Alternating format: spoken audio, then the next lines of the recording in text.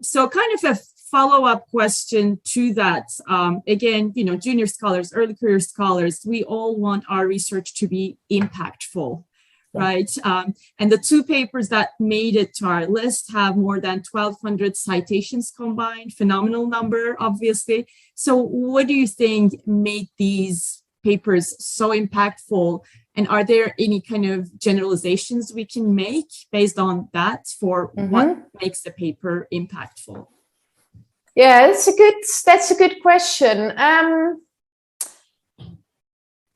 I think one thing that both these articles have in common is that they might have appealed to several distinct audiences. So not just the expatriates or global mobility literature, but the 95 article on the myth of high expatriate failure rates, that was about academic referencing as much as expatriate failure. So it was also cited by academics who work in the sociology of science or in bibliometrics. And they focused on what drives referencing behaviors rather than expatriate failure. And the Journal of World Business article of Bears, Bumblebees and Spiders, that was about the role of expatriates in controlling foreign subsidiaries. But that meant that it wasn't just of interest to the expatriate management field, but also those who are working in headquarter subsidiary relationships, because expatriates were a way to control foreign subsidiaries, the relationship between headquarters and subsidiaries. So they're in both, at least two fields. And I think that helps, because then you have twice the number of academics reading the paper and possibly citing the paper.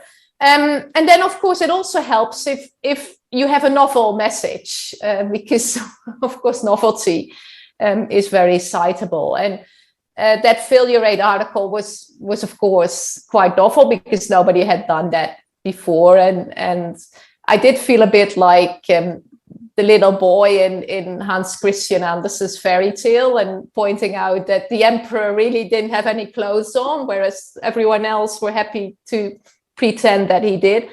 And I think actually those kind of articles are best to write early in your career, because you're still a bit naive. You hear all these things about academics needing to be rigorous, and then you see they're not, and you kind of really surprised. And you're not quite socialized in all the academic traditions yet. So you might see things that other people don't see. So don't think you necessarily need experience for all of that. Sometimes you just need a fresh pair of eyes. And I think the second one, the Journal of World Business article, was less novel in that sense, but it still was, I think, the first or one of the first that really study how expatriates control foreign subsidiaries. So the general advice I would have for PhD students is really focus on things that are new, explore new domains, and don't just do kind of Me Too studies and just add a tiny little variable. You can do that kind of one or two articles, but don't keep doing that all the time. And then the last one, and that really struck me when I looked at these two articles again and looked at the titles. Having a memorable title really helps too. People won't necessarily cite an article because of the title, but they might pick it up easier because of the title. And in order to cite an article, you first need to read it. So you first need to notice it. And Persistent Myth of Expatriate Failure obviously is quite provocative. The follow-up article to that, are referencing errors undermining our scholarship and credibility, is probably even more provocative. So that really grabs people's attention. And then the Journal of World Business article that was called Of Bears, Bumblebees and Spiders. People think, what is this about? I'm going to read the abstracts to find out, and then maybe they read the rest of the paper.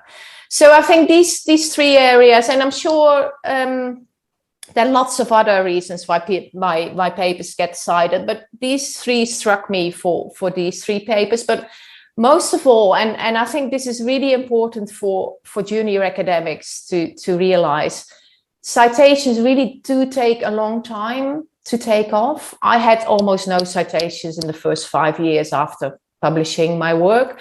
And in the social sciences, it's not like in the life sciences and the natural sciences where you get really rapid citations within 1 or 2 years of publishing. No, in the social sciences, citations are really spread out, sometimes over 20 years. These 2 articles are still cited.